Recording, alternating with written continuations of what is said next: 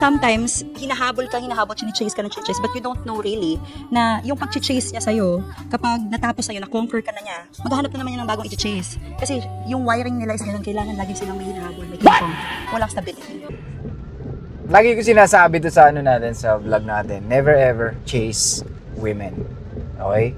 Kasi walang magandang idudulot ang paghabol mo sa isang EA. Balik tayo dun sa biology ng babae. Ano nga ba ang biology ng babae, mga ropa? Lagi kong sinasabi sa mga content natin na ang mga babae ay emotional creatures, di ba? So yung sinasabi niya na pag nag-chase tayo at nakuha natin yung EA, titigil na tayo or mag-chase na naman tayo ng iba. May konting katotohanan yung pag-chase or pag-pursue. Pero yung mag-chase ka ng mag-chase ng EA, I don't believe. Why? Because we as a men, ang pinaka nagbibigay thrill sa atin is yung to chase our dreams, to chase our success. We want to be successful. Kaya nga mga ropa, pag ginawa mong mundo mo ang mga EA, walang mangyayari sa buhay mo. Walang mangyayari sa'yo pag ginawa mong moral compass ang babae, pag ginawa mong therapist mo, walang mangyayari sa'yo. Ang nature ng mga lalaki is born to conquer. We are here to hunt. Yan ang biology ng mga lalaki. We are hunters. Pero hindi ibig sabihin nun na pagkatapos natin makakuha ang isang EA, mag-chase na naman tayo ng another one. Well, may mga ganung lalaki, hindi natin maialis yun. Pero it doesn't mean na karamihang lalaki is ganun. Ang karamihang lalaki, we want variety. Ito, yun. Kaya nga,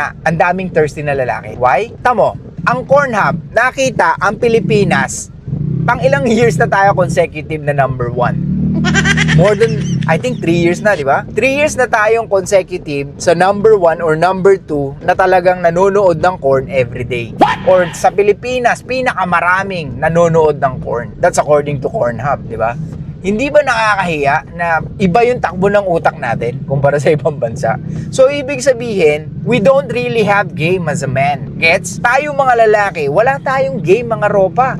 Kasi imaginein mo, that's a reflection ng lalaki na wala kang game is yung manood ka lagi ng porn. And that's who you fucking are, di ba? That's a reflection of your personality, of your behavior, of yung buong pagkatao mo, ropa. Pag lagi ka nanonood ng porn, it means that you can't even pull women. What? Diba? Hindi ka makakuha ng EA or even dates. And that's also the reason why men wants variety. Kasi kung talagang magaling ang kaya nga hindi ako naniniwala na ang mga Pilipino babaero, totoo gusto natin ng babae, walang problema. Because that's hardwired for men na we want variety. It's biology for men na talagang ma-attract at ma-attract sa iba't ibang klaseng babae. Pero it doesn't mean lagi mo i-chase yun. No, it's not. Diba? Kaya nga, hindi ako naniniwala na ang mga lalaki sa Pilipinas babaero. Dahil kung talagang babaero ang mga kalalakihan, bakit number 1 tayo sa Pornhub? Na talagang nanonood palagi. How many years na tayo consecutive? Diba? Na lagi tayong nasa top list ng Pornhub na tayo ang madalas nagbo-view ang nanonood. Hindi ba nakakahiya sa atin yun? Lalo-lalo sa ating mga kalalakihan, mga ropa. Diba? So, if we talk about the studies, this is the fucking studies na talagang legit na masasabi mo, oh my God, it makes sense now. No wonder. Karamihang lalaki, karamihang lalaki, they don't know how to pull women. Karamihan lalaki, talagang hindi marunong pakipag-usap sa EA. They don't even fucking know how to say hi or how to say, they don't even know how to start a conversation. Di ba? Karamihang lalaki. Kaya tangina nakakatuwa eh. Dumadami yung mga gumagawa nito, yung ginagawa natin mga ropa. It's because, kumbaga tulungan tayo eh. Di ba? Nakakatuwa na kumbaga unti-unti nating ini-embrace yung game ng isang lalaki. Kasi let's be honest na nasanay tayo sa traditional na talagang magtatrabaho ka tapos yung babae please mo para makuha mo or maybe ipapakilala sa'yo, irereto sa'yo, may mga ganun nasanay tayo doon. And yung haharanahin mo, ganyan tayo nung araw, di ba? Para makuha mo isang pero ngayon iba na. So ibig sabihin nag-iiba yung galawan natin because of the social media, so kailangan natin mag-adapt. So pag hindi ka naka-adapt bilang lalaki, may mapag-iwanan ka, di ba? Okay, balik tayo dun sa sinasabi niyang chase. So no offense to Coach B, hindi po kami nag-chase ng babae pag nakuha na namin ng isang EA. It's normal for us or biology sa aming mga lalaki na ma-appreciate namin ng ibang EA. But it doesn't mean na pag na-appreciate namin ng isang EA, talagang i-chase na namin dahil nakuha ka na namin. No, it's not. Hindi po ganun. Kung ganun po, wala pong mangyayari sa buhay ng isang lalaki pag ginawa niyang sentro ang pag-chase ng babae. kumbaga, energy and excitement, walang stability. Ulitin ko po, women are emotional creatures. Ang lalaki, napakasimple, napakadaling pasiyahin, and we are easy to please. Okay? If we talk about excitement po, babae po ang gusto lahat ng may excitement. Okay? Kasi nga, women are emotional creatures. They want ups and downs of emotion. Sila po yung mabilis maboard, sila po yung mabilis humiwalay sa boyfriend nila, at sila po yung mabilis mag-initiate ng breakup, hindi po mga kalalakihan. Kaya nga, nagtataka ako, bakit nyo po sinasabi na we keep on chasing women pag tapos na kami sa isang EA? No, hindi po. Actually, kami nga po, pag nagsettle na sa isang EA, gusto namin siya na talaga.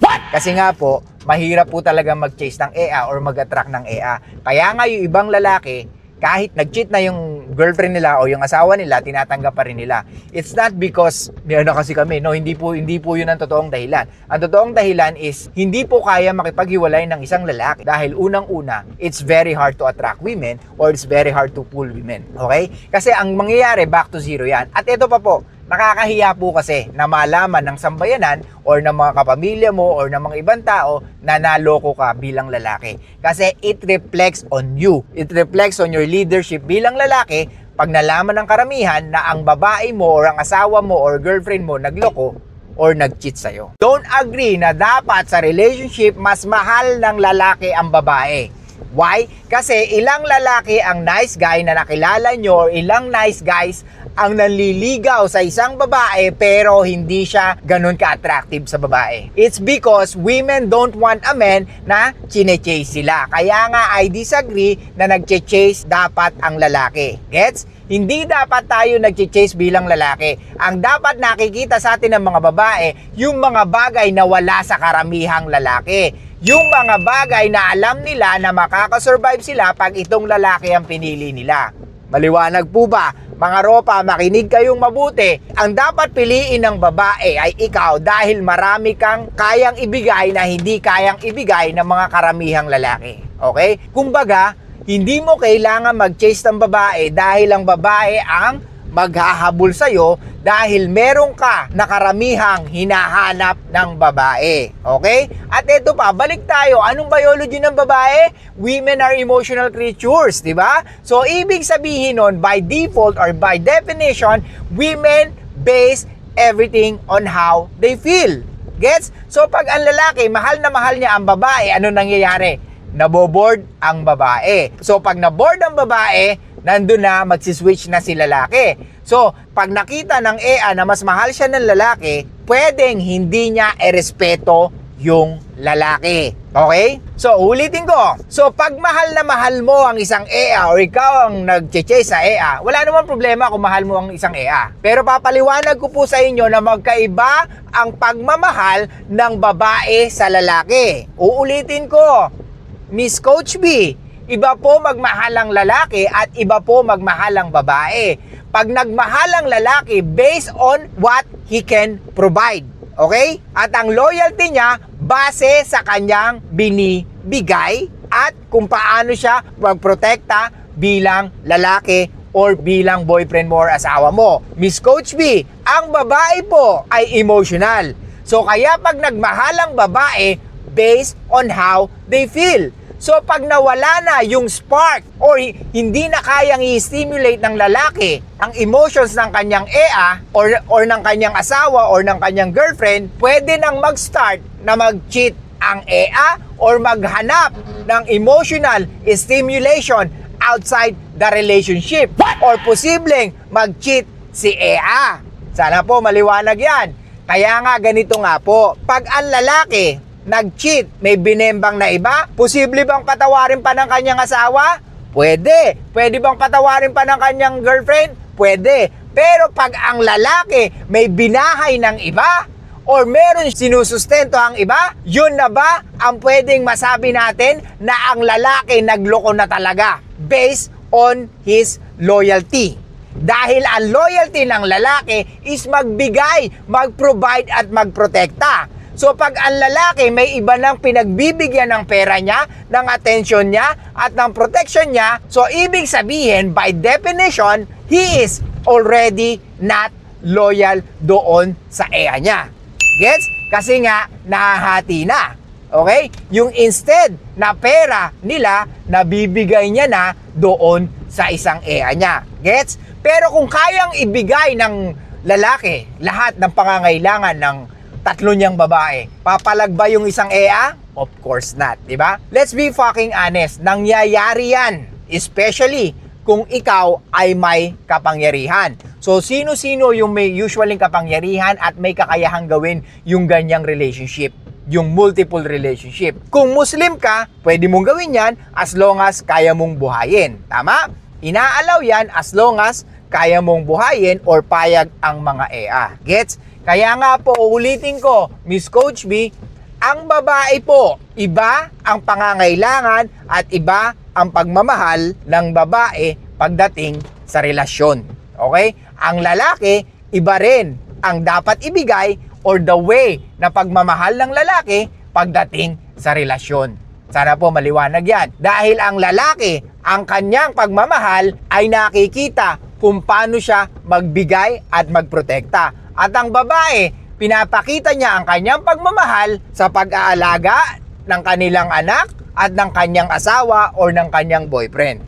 So magkaiba po ang pangangailangan ng babae at lalaki. Kaya nga po, malabo na pag ikaw ang nag-chase sa babae, irerespeto ka ng babae. No, hindi po. Ilan pong nice guy na willing ibigay lahat ng pangangailangan ng babae pero never umoo or na-stimulate ang emotions ng babae.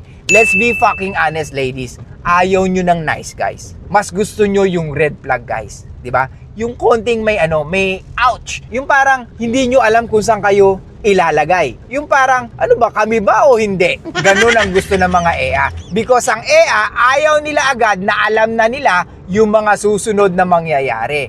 Which is, ang nice guy, pag nagtapat ng kanyang pagtingin or pagmamahal sa EA, doon na nawawalan ng gana ang EA. Kasi wala ng thrill. Alam niya na yung next. Alam niya na yung susunod. At eto pa, ang nice guy, tatanungin ng EA, saan mo gusto kumain? Saan mo gusto pumunta? Gusto mo ba manood ng sine? Gusto mong kumain ito? Gusto mong kumain yan? Okay, ano pang gusto mo? Ano yung tingin mo na mas magpapasaya sa'yo? Kasi nga, ang nice guy, tamad o hindi talaga nice. Dahil inaasa niya sa EA yung mga dapat na ginagawa niya bilang lalaki. And uulitin ko, ang babae based on how they feel. Women are looking for what? Security.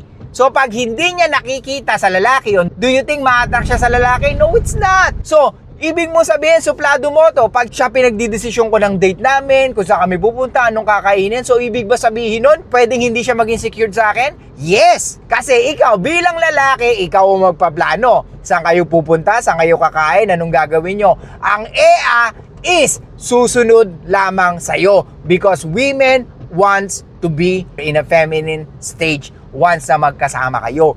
Feminine siya, hindi siya masculine. Kasi pag binigay mo sa kanya yung task mo bilang lalaki, syempre ano mangyayari? She needs to stand up, 'di ba? Magiging magkakapalit ng gender role. Okay? So magkakaroon ng reverse gender role. So siya na yung magdidesisyon saan kayo kakain, anong kakainin nyo, kung ano ang gagawin nyo, then ikaw, wala kang gagawin. So ano mangyayari? Parang ikaw na yung EA. Pukin ng ina ka. Wala kang silbi. So wag kayong magtaka kung bakit wala kayong second date. Because when a man does not love the woman a little bit more, they're not satisfied, they're not content, Hanapin nila sa iba. they're likely to cheat. What? But sometimes nga, kahit mahal na mahal ka naman at the beginning, pag tumatagal, ganun din. Kung merong mas madaling makontent or kung sino ang mas mabilis masatisfied, yon ay lalaki. Okay? Uulitin ko po, Miss Coach B. Kung meron pong madaling i-please at kung meron pong madaling masatisfied or kung sino pong madaling makontento, yun po ay lalaki. Gets? Unang-una, babalik na naman tayo sa biology. Women are emotional creatures. Kaya nga, most of women, they base everything on how they feel. So pag hindi nila na-feel, kahit na eto, tama yung binibigay ng lalaki, pero walang emotional stimulation, wala pong dating sa kanila yon, Miss Coach B. At alam nyo po yan bilang babae, na ang babae mahirap i-please dahil most of the time, hindi nyo po alam ang gusto nyo. Kaya nga po, okay, next vlog natin, kung ano ba talaga ang gusto ng karamihang babae. Pag-uusapan natin yan mga ropa. Isisingit ko na ngayon. Kaya nga po, karamihang babae, hindi po nila alam ang gusto nila. So, paano natin malalaman kung ano ang gusto ng mga EA, mga ropa?